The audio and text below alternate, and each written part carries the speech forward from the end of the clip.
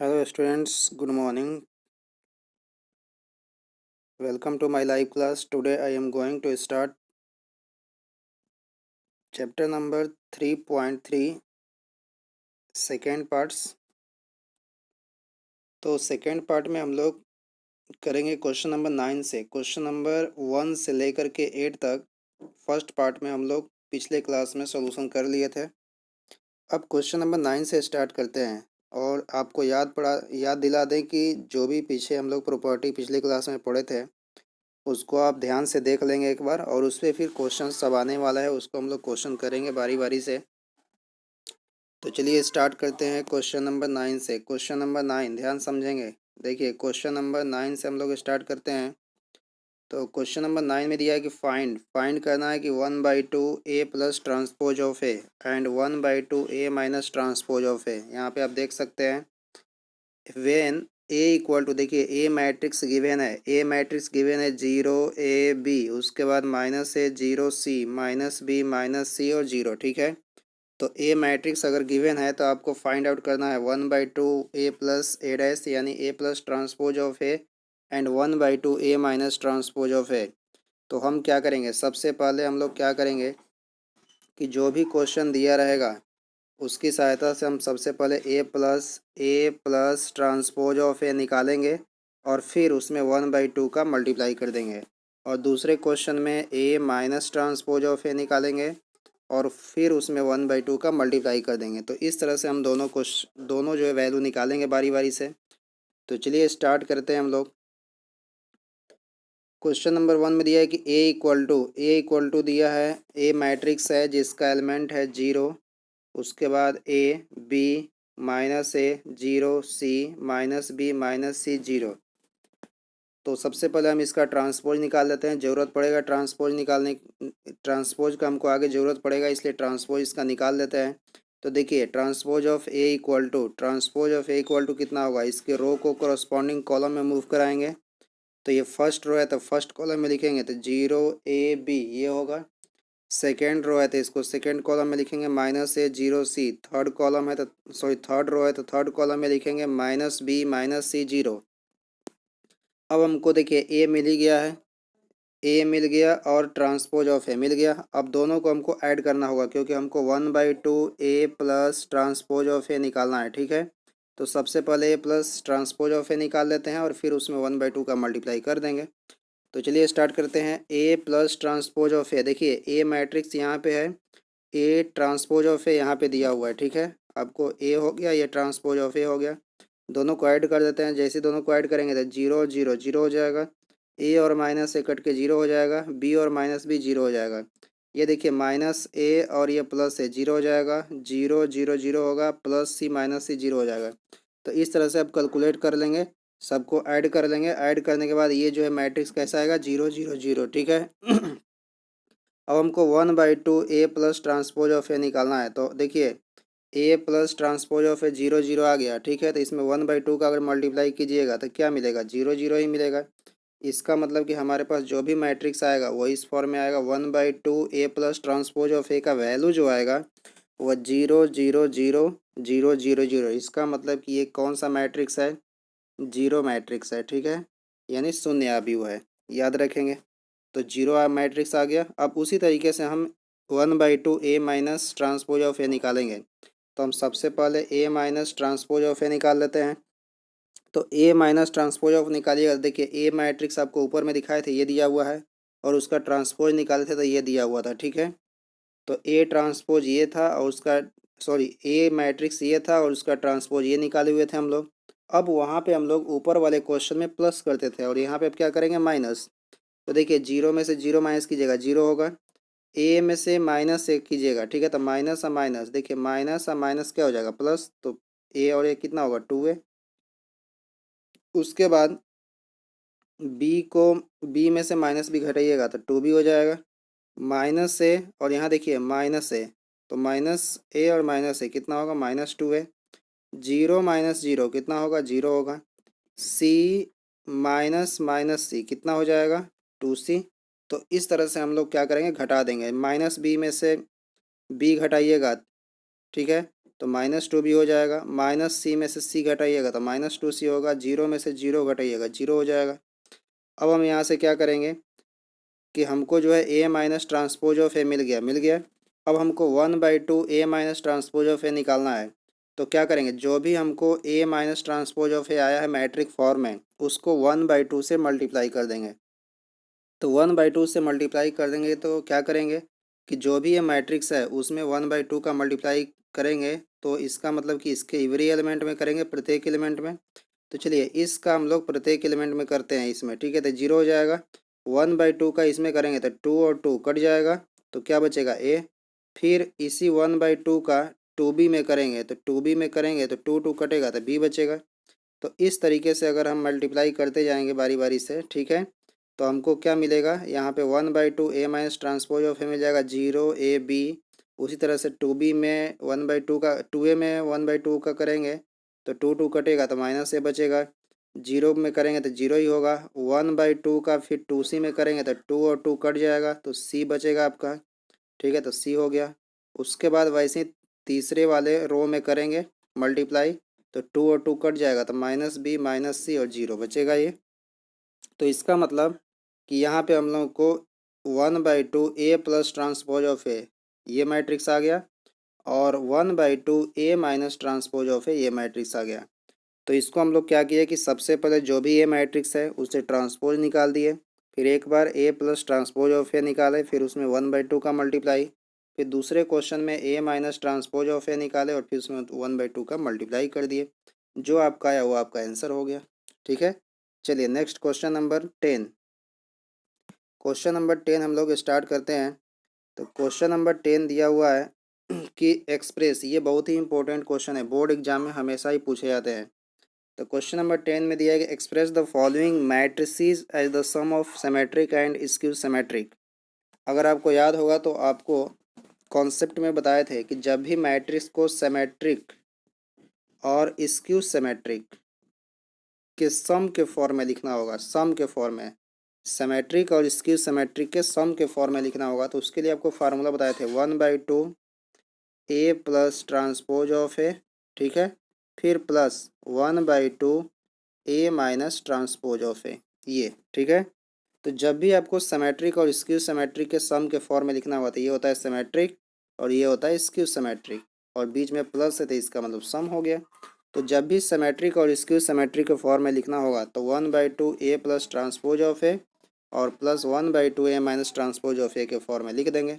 एक चीज़ हमेशा याद रखेंगे कि जब भी इसको सिमेट्रिक या स्क्यू सिमेट्रिक के फॉर्म में लिखेंगे तो फिर उसको अगर आप सॉल्व कर देंगे तो फिर उसी मैट्रिक्स के बराबर आ जाएगा वैल्यू, क्योंकि सिमेट्रिक और स्क्यू सिमेट्रिक के फॉर्म में लिखने का मतलब है कि इसी मैट्रिक्स को हम एक दूसरे फॉर्म में लिख रहे हैं, इसको बस दूसरा फॉर्म दे रहे हैं, वैल्यू दोनों का सेम होगा, बस इसको दूसरे फॉर्म में लिखना है, ठीक है। और वो फॉर्म क्या है, sum of symmetric and skew symmetric. तो दोनों के वैल्यू में कोई डिफरेंस नहीं होगा, बस लिखने का तरीका बदल जाएगा, ठीक है। तो जब भी कोई मैट्रिक्स को सिमेट्रिक और स्क्यू सिमेट्रिक के सम के फॉर्म में लिखना होगा तो एक ही प्रॉपर्टी याद रखेंगे जो आपको पीछे कॉन्सेप्ट के दौरान बताए थे। 1/2 A plus transpose of A ये सिमेट्रिक को रिप्रेजेंट करता है और सम का मतलब प्लस और फिर ए माइनस ट्रांसपोज ऑफ ए, ये हो जाएगा स्क्यू सिमेट्रिक। तो इसी फॉर्म में लिखना है। तो इस फॉर्म में लिखने के लिए हमको सबसे पहले क्या करना पड़ेगा, ए प्लस ट्रांसपोज ऑफ ए निकालना पड़ेगा, फिर ए माइनस ट्रांसपोज ऑफ ए निकालना पड़ेगा और फिर दोनों में 1/2 का डिवाइड करके, सॉरी 1/2 का मल्टीप्लाई करके और प्लस कर देंगे, ठीक है। तो चलिए हम लोग इस फर्स्ट क्वेश्चन, केवल एक क्वेश्चन को आपको बताते हैं, बाकी के 2 3 4 सेम उसी तरीके से बनेगा। तो एक क्वेश्चन ध्यान से समझिए, बहुत आसानी से समझ में आएगा आपको, बहुत आसान क्वेश्चन है। तो फर्स्ट क्वेश्चन आपको बनवाते हैं, ठीक है, और बाकी के 3 क्वेश्चन अपने से करेंगे, सेम क्वेश्चन है। तो क्वेश्चन नंबर 1 में यहाँ पे देखिए, क्वेश्चन नंबर 1 में क्या दिया हुआ है कि ए मैट्रिक्स था जिसमें एलिमेंट है 3 5 1 -1, ठीक है। तो सबसे पहले हमको ट्रांसपोज चाहिए, तो ट्रांसपोज चाहिए तो हम लोग क्या करेंगे, पहले ए का ट्रांसपोज निकाल देंगे। ए का ट्रांसपोज जैसे निकालेंगे तो हमको क्या मिलेगा, देखिए ये फर्स्ट रो है तो इसके फर्स्ट कॉलम में कर दिए तो 3 5, उसके बाद ये हो जाएगा आपका 1 - 1 तो 1 - 1 हो गया ऐसे कॉलम में, ठीक है। तो फर्स्ट रो को फर्स्ट कॉलम में, सेकेंड रो को सेकेंड कॉलम में लिख लिए, ठीक है। अब इसको हम लोग क्या करेंगे, ए मैट्रिक्स हो गया और ए का ट्रांसपोज निकाल लिए। अब इसको सिमेट्रिक स्क्यू सिमेट्रिक के फॉर्म में लिखेंगे। तो चलिए सबसे पहले हम लोग ए प्लस ट्रांसपोज ऑफ ए निकालते हैं, इसका ज़रूरत पड़ेगा। तो ए प्लस ट्रांसपोज ऑफ ए निकालिएगा तो 3, देखिए ए हो गया आपका, ए मैट्रिक्स है 3 5 1 -1। ए का ट्रांसपोज क्या है 3 1 5 -1, ठीक है।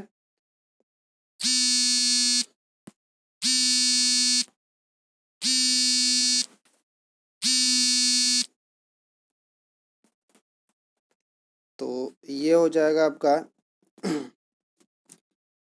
यहाँ पे देखिए कॉलिंग आ गया, इसके चलते प्रॉब्लम हो गया था। चलिए आगे बढ़ते हैं हम लोग। तो ए प्लस ट्रांसपोज ऑफ ए, ध्यान समझेंगे। तो ए प्लस ट्रांसपोज ऑफ ए जैसे ही आप निकालेंगे तो ए का एलिमेंट क्या है, ए का एलिमेंट हो गया आपका देखिए 3 5 1 -1, इसका ट्रांसपोज हो गया 3 1 5 -1, ठीक है। अब हम क्या करेंगे कि इसको हम लोग क्या करेंगे, ऐड करेंगे। तो ऐड करेंगे तो 3 का 3 में होगा 6, 5 का 1 में होगा 6, 1 का 5 में होगा 6, -1 का -1 में होगा -2, ठीक है।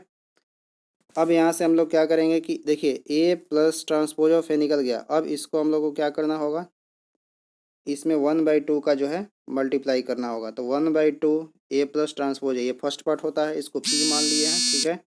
तो इसको पी मान लिए।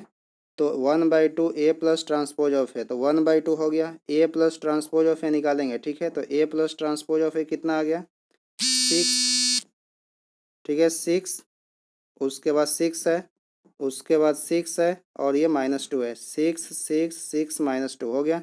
तो 1/2 का जैसे ही मल्टीप्लाई कीजिएगा तो 1/2 का कीजिएगा तो यह हो जाएगा 3 3 3 -1। इसका मतलब कि आपको मिल गया 1/2, यहाँ पे आपको बता देते हैं, ये आपको मिल गया 1/2 A plus transpose of A का जो वैल्यू आ गया वो आ गया 3 3 3 -1 हो गया, इस तरह से आ गया वैल्यू। उसके बाद देखिए ये आ गया आपका 1/2 A plus transpose of A का वैल्यू। अब हमको 1/2 ए माइनस ट्रांसपोज ऑफ ए निकालना है, सिमेट्रिक आपको दिखने लगा। अब यहाँ से हम लोग क्या करेंगे कि ए माइनस ट्रांसपोज ऑफ ए का वैल्यू निकालेंगे।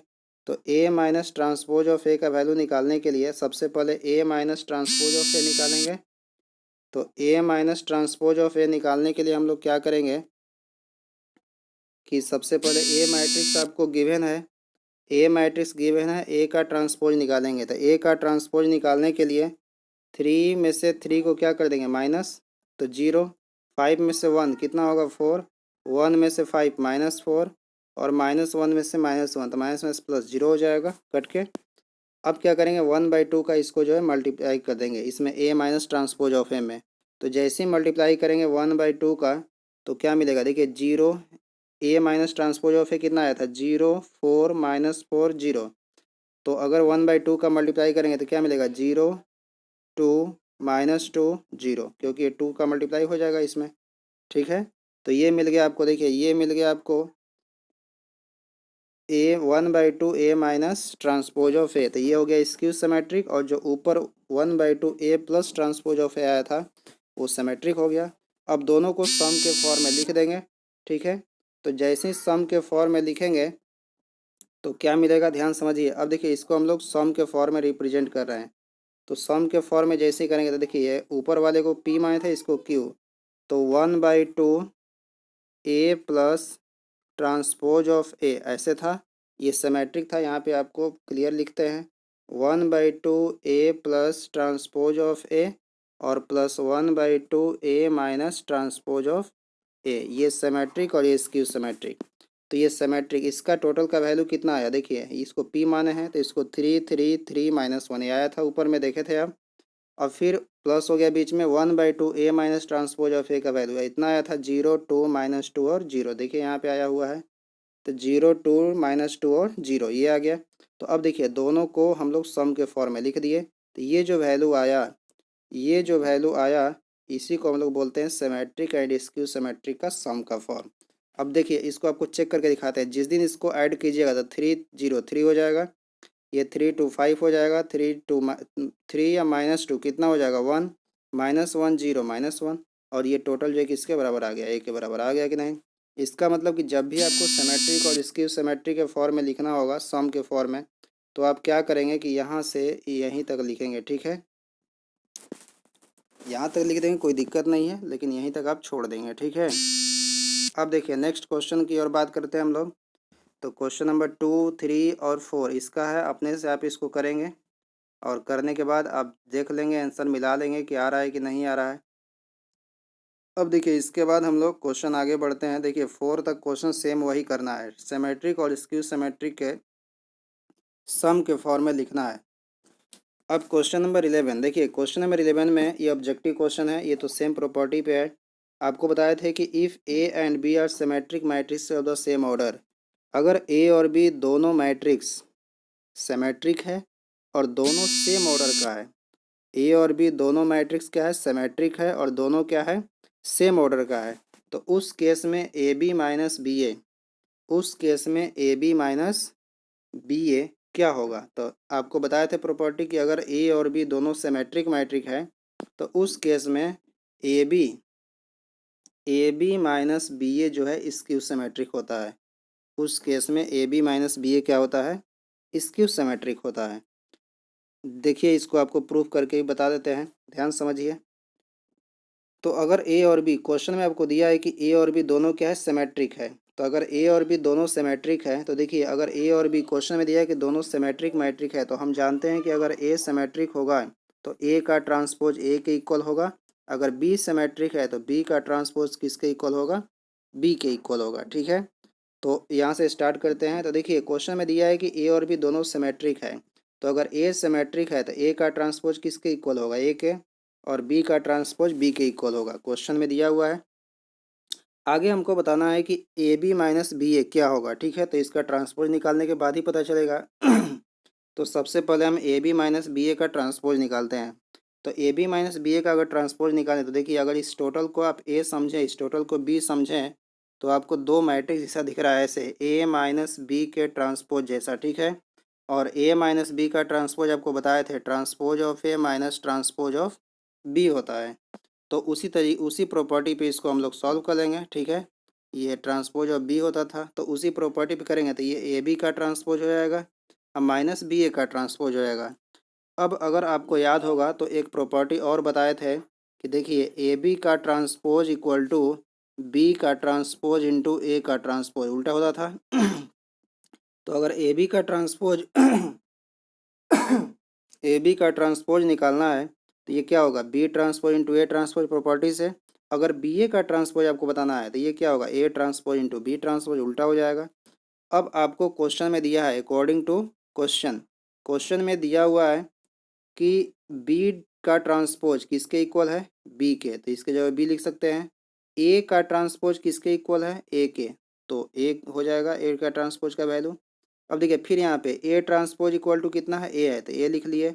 बी ट्रांसपोज इक्वल टू यहाँ पे कितना है, तो बी लिख लिए यहाँ पे, ठीक है। तो दोनों का वैल्यू रख लिए। अब हम क्या कर देंगे कि दोनों में से माइनस को कॉमन कर लेते हैं, ठीक है। तो जैसे ही दोनों में से माइनस को कॉमन करेंगे तो क्या मिलेगा, यहाँ देखिए A B A minus A B है, तो माइनस जैसे कॉमन कीजिएगा तो ए बी आगे हो जाएगा और माइनस बी ए हो जाएगा। तो इसका मतलब कि हमने क्या लेकर के स्टार्ट किया था कि A B minus B A का whole transpose, A B minus B A का अगर होल ट्रांसपोज हम निकालें तो हमारे पास रिजल्ट क्या है, हमारे पास रिजल्ट आया minus A B minus B A minus A B minus B A. इसका मतलब कि ये देखिए ये कैसा आपको दिख रहा है, अगर आपको याद होगा तो ए का ट्रांसपोज इक्वल टू अगर माइनस ए होता है तब हम लोग उसको सिमेट्रिक बोलते हैं कि स्क्यू सिमेट्रिक।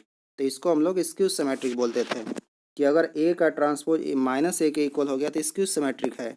उसी तरीके से अगर हमने एलएचएस में A B minus B A का ट्रांसपोज दिया तो हमारे पास रिजल्ट क्या मिला, minus A B minus B A. इसका मतलब कि जो भी ये मैट्रिक्स है उसके आगे नेगेटिव साइन मिला, इसका मतलब कि ये कैसा होगा, स्क्यू सिमेट्रिक होगा, ठीक है। ये इस प्रॉपर्टी से क्या होगा, ये स्क्यू सिमेट्रिक होगा, और यही पॉजिटिव में मिलता तो ये सिमेट्रिक हो जाता। तो इसका मतलब कि ए और बी दोनों सिमेट्रिक है, तो उस केस में ए बी माइनस बी ए क्या होगा, स्क्यू सिमेट्रिक होगा। क्लियर हो गया। चलिए क्वेश्चन नंबर लास्ट है 12 नंबर। ये बहुत ही इंपॉर्टेंट को देखिए, ये क्वेश्चन नंबर 11 और क्वेश्चन नंबर 12 आप टिक कर देंगे। बोर्ड एग्जाम में बहुत बार ये पूछा जा चुका है, ठीक है, और हमेशा 1-2 साल के बाद रिपीट करता है ये क्वेश्चन, इसलिए ध्यान से इसको देखेंगे 11 को। और देखिए इसके बाद क्वेश्चन नंबर 12, ध्यान समझिए, बहुत ही इंपॉर्टेंट क्वेश्चन ये भी है। ये क्वेश्चन कितना बार बोर्ड एग्जाम में पूछा जा चुका है, 11 और 12 दोनों इंपॉर्टेंट क्वेश्चन है इसके। ये कंपटीशन में भी कितना बार आ जा चुका है, ठीक है। तो क्वेश्चन नंबर 12 में ध्यान समझिए, if A equal to a matrix दिया है cos alpha minus sine alpha cos alpha, then A plus transpose of A equal to Y, और ये भी दिया है कि ए मैट्रिक्स अगर cos alpha minus sine alpha cos alpha है, और साथ ही साथ A plus transpose of A का वैल्यू आई है, आई का मतलब आइडेंटिटी मैट्रिक्स है, इकाई आव्यूह है। If the value of alpha, तब उस केस में आपको कह रहा है कि अल्फ़ा का वैल्यू निकालना है, ठीक है। तो अल्फ़ा का वैल्यू निकालने के लिए हम क्या करेंगे कि जो भी हमको मैट्रिक्स गिवन है ए मैट्रिक्स, उसकी सहायता से हम पहले A plus transpose of A equal to I करेंगे। A plus transpose of A, इसका मतलब कि ये ए मैट्रिक्स यहाँ रखेंगे, इसी मैट्रिक्स का ट्रांसपोज निकाल के यहाँ रख देंगे, और दोनों को ऐड करेंगे, वो किसके बराबर होना चाहिए, आइडेंटिटी मैट्रिक्स। आइडेंटिटी मैट्रिक्स यहाँ पे क्या लेंगे हम, आइडेंटिटी मैट्रिक्स यहाँ पे लेंगे, बोलिए ए मैट्रिक्स कितने ऑर्डर का है, हम बताए थे पीछे कि जितने ऑर्डर का मैट्रिक्स होगा आपको क्वेश्चन में गिवन, उतना ही ऑर्डर का आइडेंटिटी मैट्रिक्स लेंगे। तो ये 2 ऑर्डर का है, तो यहाँ 2 ऑर्डर का लेंगे, तो 1 0 0 1 ये लेंगे, ठीक है। तो हम क्या करेंगे पहले कि ए मैट्रिक्स की सहायता से यहाँ पे लिखेंगे इसका वैल्यू, और इसके ट्रांसपोज यहाँ निकाल के रख देंगे, और आइडेंटिटी मैट्रिक्स यहाँ रख देंगे निकाल के, और इसको सॉल्व करेंगे, जो आएगा वहाँ से आपको अल्फ़ा का वैल्यू निकल जाएगा। तो चलिए स्टार्ट करते हैं इसके सॉल्यूशन को, ध्यान समझिए। तो यहाँ पे देखिए ए मैट्रिक्स आपको गिवन है, ए मैट्रिक्स आपको गिवन है कि A equal to cos alpha minus sine alpha cos alpha, ठीक है। तो सबसे पहले हमको ट्रांसपोज की ज़रूरत पड़ेगा, तो ट्रांसपोज निकाल देते हैं। तो इसके रो को कॉलम में सजा देंगे, तो कॉस अल्फ़ा हो जाएगा माइनस साइन अल्फ़ा, फिर साइन अल्फ़ा कॉस अल्फ़ा, ये हो गया, तो ट्रांसपोज निकल गया।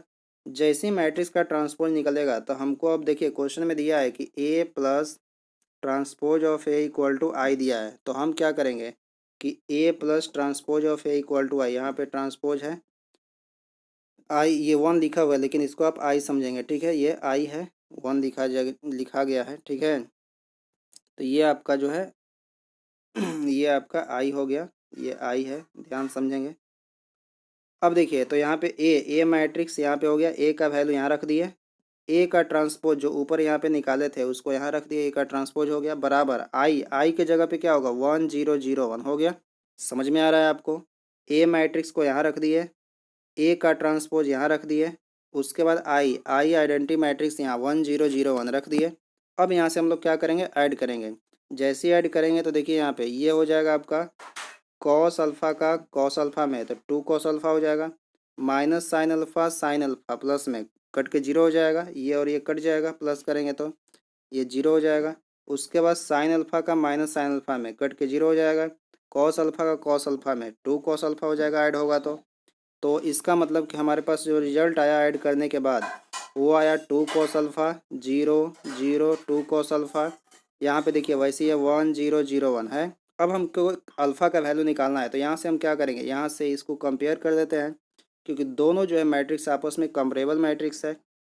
तो यहाँ पे देखिए जैसे ही रिजल्ट लगाइएगा, तो यहाँ पे ध्यान समझिए 2 कॉस अल्फ़ा बराबर कितना हो जाएगा 1, तो यहाँ पे कॉस अल्फ़ा बराबर कितना होगा 1/2। यहाँ पे आप रिजल्ट देखेंगे हम लिख रहे हैं, तो 2 कॉस, देखिए ये 2 कॉस अल्फ़ा 1 के बराबर हो जाएगा, तो कॉस अल्फ़ा बराबर 1/2 हो जाएगा। तो बोलिए कॉस अल्फ़ा 1/2 है, तो कॉस अल्फ़ा ठीक है, तो कॉस अल्फ़ा बराबर कितना हो जाएगा 1/2। कॉस में किसका वैल्यू होता है, कॉस में पाई बाई बोलिए 1/2, और साइन 30 कितना होता है 1/2, तो ये कॉस 30 का वैल्यू हो जाएगा। तो ये हो जाएगा पाई/6, ठीक है।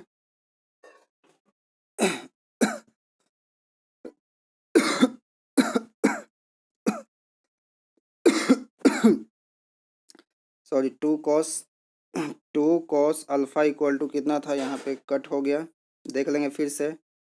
2 cos अल्फ़ा इक्वल टू कितना था 1, तो cos अल्फ़ा इक्वल टू कितना हो जाएगा 1/2, तो ये हो जाएगा cos अल्फ़ा इक्वल टू कितना 1/2। cos में किसका वैल्यू है, cos में π/3 का 60 का वैल्यू हो जाएगा, तो cos 60 हो जाएगा, तो ये हो जाएगा आपको अल्फ़ा इक्वल टू कितना π/3 हो जाएगा। इसका मतलब कि π/3 वैल्यू होगा। ठीक है, आप देख भी सकते हैं यहाँ पे सॉल्यूशन में भी। ठीक है, अगर जैसी कंपेयर कीजिएगा तो ये 2 cos अल्फ़ा इक्वल टू 1 होगा, तो cos अल्फ़ा इक्वल टू 1/2 हो जाएगा। ठीक है, तो ये अल्फ़ा इक्वल टू, ये देखिए cos इधर जाएगा तो cos इन्वर्स हो जाएगा, cos इन्वर्स 1/2, तो cos इन्वर्स 1/2, तो 1/2 cos में किसका वैल्यू होता है, तो 1/2 cos में होता है π/3, तो अल्फ़ा इक्वल टू कितना हो जाएगा π/3। ये आपको प्रॉपर्टी में मिलेगा, क्योंकि इन्वर्स पढ़ाएंगे तो cos इन्वर्स cos थीटा बराबर होता है थीटा। ठीक है, तो इस प्रॉपर्टी में मिलेगा, लेकिन आप ऐसे ही डायरेक्ट याद रखेंगे प्रिंसिपल वैल्यू में लाइज कर रहा है 1/2, इसलिए 1/2 cos में किसका वैल्यू होता है 60 का, इसलिए अल्फ़ा इक्वल टू कितना हो जाएगा π/3। ठीक है, रेडियन में। तो ये हो गया आपका अल्फ़ा इक्वल टू π/3। तो ऑप्शन नंबर कौन होगा, ऑप्शन नंबर ये हो जाएगा आपका π/3, ऑप्शन नंबर बी। ठीक है, तो ये क्लियर हो गया। तो आज हम लोग 3.3 का टोटल कंप्लीट क्वेश्चन कर लिए। नेक्स्ट क्लास में हम लोग 3.4 का कॉन्सेप्ट पढ़ेंगे, और उसमें इन्वर्स पढ़ेंगे हम लोग कि कोई भी मैट्रिक्स का ट्रांसफॉर्मेशन मेथड से इन्वर्स कैसे निकालते हैं। तो चलिए आज के लिए इतना ही। अगर आप मेरे चैनल पर नए हैं तो सब्सक्राइब और शेयर ज़रूर करें। ठीक है, जिससे आपको न्यू वीडियो का नोटिफिकेशन पहले पहुंच जाए। Thank you.